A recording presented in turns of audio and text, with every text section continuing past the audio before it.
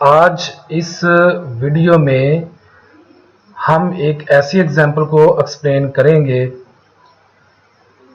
जिसका यूज़ एक ख़ास किस्म के फंक्शंस की फैमिली में यूज़ होता है कि उनकी लिमिट्स की कैलकुलेशन के अंदर इस लिमिट का यूज़ होता है। इसको हम उसमें यूज़ करते हैं। ठीक है, हमारे पास एक ऐसी फैमिली है फंक्शंस की जिसकी लिमिट कैलकुलेट करने के लिए इस लिमिट का यूज़ होता है। तो ये लिमिट बहुत ही इम्पोर्टेंट है, इसको आज हम एक्सप्लेन करेंगे भी। सोल्यूशन में देखिए ज़रा, कंसीडर अ यूनिट सर्कल। एक ऐसा सर्कल कंसीडर करें जिसका रेडियस 1 हो। Unit circle means a circle of radius 1, ऐसा सर्कल जिसका रेडियस 1 हो। ये ब्रैकेट में आगे लिखा हुआ है, सेंटर्ड एट ओरिजिन ओ। उस सर्कल का सेंटर ओरिजिन पे है। Take 2 points A and B on the circle. 2 points हम लेते हैं ए और बी सर्कल के ऊपर। इस तरीके से हमने लेने हैं such that measurement of angle A O B is equal to X radian. के हमारे पास ये आगे फिगर है, ये हमारे पास एक ये रे है ओ ए और दूसरी रे हमारे पास है ओ बी। ठीक है, तो यहां पे जो एंगल बनता है इन दोनों रेज के दरमियान में वो एक्स रेडियन बनता है। ठीक है, पॉइंट ओ के ऊपर। और ये जो एक्स है ये फर्स्ट क्वाड्रेंट में लाई करता है। ये हमारा जो एंगल है ये फर्स्ट क्वाड्रेंट के अंदर लाई करता है। Then draw a tangent line at point A. Point A पे टेंजेंट लाइन ड्रॉ करें। ठीक है, ये फिगर हमारे पास है। सबसे पहले हमने ये एक यूनिट सर्कल लिया, ऐसा सर्कल जिसका रेडियस कितना हो 1। ठीक है, ये हमारे पास रेडियस है, ये किसके इक्वल है 1 के। ये हमारे पास रेडियस है, ये किसके इक्वल है, ये 1 के इक्वल है। हमने सबसे पहले ये एक यूनिट सर्कल कंसीडर किया, फिर हमने इसके ऊपर ये 2 पॉइंट्स लिए। एक ये पॉइंट ए है हमारे पास, दूसरा ये पॉइंट बी हमारे पास है। ये 2 पॉइंट्स हमने इस सर्कल के ऊपर लिए। फिर हमने क्या किया कि ओ को ज्वाइन कर दिया ए के साथ और ओ को ज्वाइन कर दिया बी के साथ। ठीक है, फिर ए और बी को भी आपस में हमने ज्वाइन कर दिया। अब ओ ए और ओ बी के दरमियान में जो एंगल बनता है वो हमारे पास कितना है, एक्स रेडियन।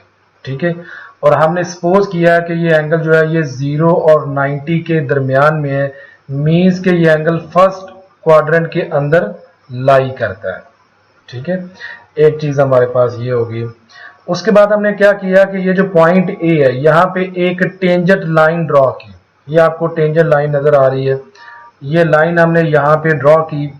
उसके बाद हमने क्या किया कि ये जो ओ बी लाइन है इसको एक्सटेंड करके टेंजेंट लाइन से मिला दिया। और सपोज करें कि ये टेंजेंट लाइन को पॉइंट सी पे कट करती है।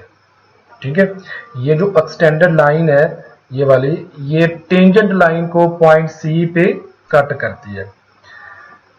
इसके बाद अब जरा देखिएगा हमारे पास इस फिगर के अंदर क्या क्या है। सबसे पहले ये देखें, एक बड़ी ट्राइंगल है ए ओ सी और इस ट्राइंगल के अंदर एक सेक्टर है ए ओ बी। ये सेक्टर है आपका। ठीक है, इस ट्राइंगल के अंदर ये हमारे पास एक सेक्टर है। उसके बाद इस सेक्टर के अंदर हमारे पास एक ट्राइंगल है, कौन सी, ए ओ बी। ये हमारे पास एक ट्राइंगल है। अब फिगर से क्लियर है कि ये जो हमारे पास ट्राइंगल है ए ओ बी, इसका एरिया इस सेक्टर के एरिया से लेस होगा और इस सेक्टर का एरिया ये जो हमारे पास बड़ी ट्राइंगल है ए ओ सी इससे लेस होगा। ये फिगर से हमें क्लियर नजर आ रहा है। अब हम वापस आते हैं, extend the line O B so that it meets the tangent line at point C। ये जो ओ बी लाइन है इसको एक्सटेंड करना है, और सपोज करें कि ये टेंजेंट लाइन को पॉइंट सी पे जाकर कट करती है। ज्वाइन ए टू बी को आपस में आप ज्वाइन कर दें, इस डॉटेड लाइन से हमने ज्वाइन किया हुआ है इसको। Draw B D perpendicular on X axis, ठीक है, ये बी डी हमने एक परपेंडिकुलर ड्रॉ किया है एक्स एक्सिस के ऊपर। ये क्यों ड्रॉ किया है? क्योंकि जब हम इस ट्राइंगल ए ओ बी का एरिया फाइंड करेंगे तो हमें इस ट्राइंगल की हाइट या इसका अल्टीट्यूड हमें चाहिए। तो इसका अल्टीट्यूड पहले नहीं था, तो ये हमने इसलिए इसको ड्रॉ किया है ताकि हमें ये अल्टीट्यूड यहां से मिल जाए।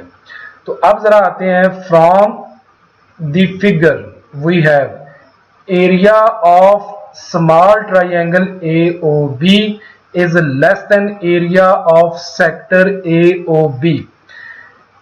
इस ट्राइंगल का एरिया इस सेक्टर के एरिया से लेस क्यों है? क्योंकि ये जो ट्राइंगल है ए ओ बी, ठीक है, ये इस सेक्टर के अंदर है, ठीक है, इस सेक्टर के अंदर बनी हुई है, ठीक है। ये इसका एरिया इस सेक्टर के एरिया से लेस होगा। उसके बाद इस सेक्टर का एरिया इस ट्राइंगल ए ओ सी से लेस होगा। उसकी रीजन क्या है कि ये जो सेक्टर ए ओ बी है, ठीक है, ये इस ट्राइंगल ए ओ सी के अंदर लाई करता है।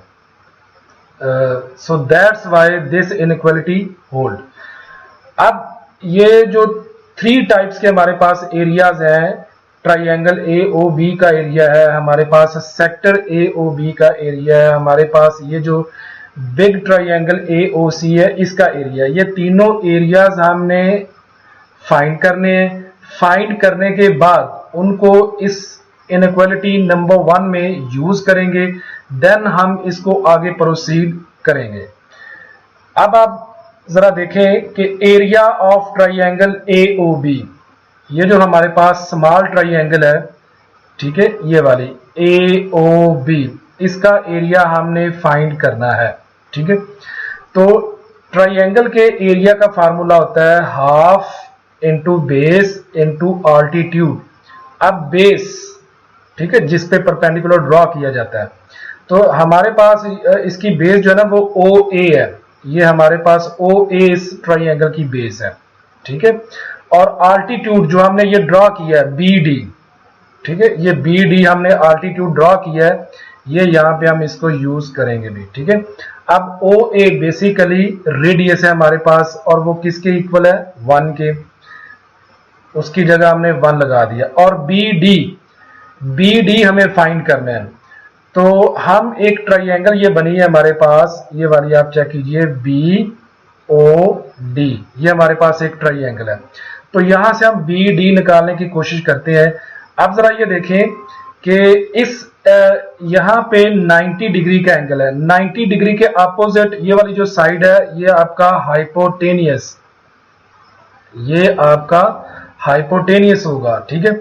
और ये जो एंगल एक्स है इसके अपोजिट जो साइड है ये आपके पास क्या होगा? परपेंडिकुलर। ये आपके पास क्या होगा?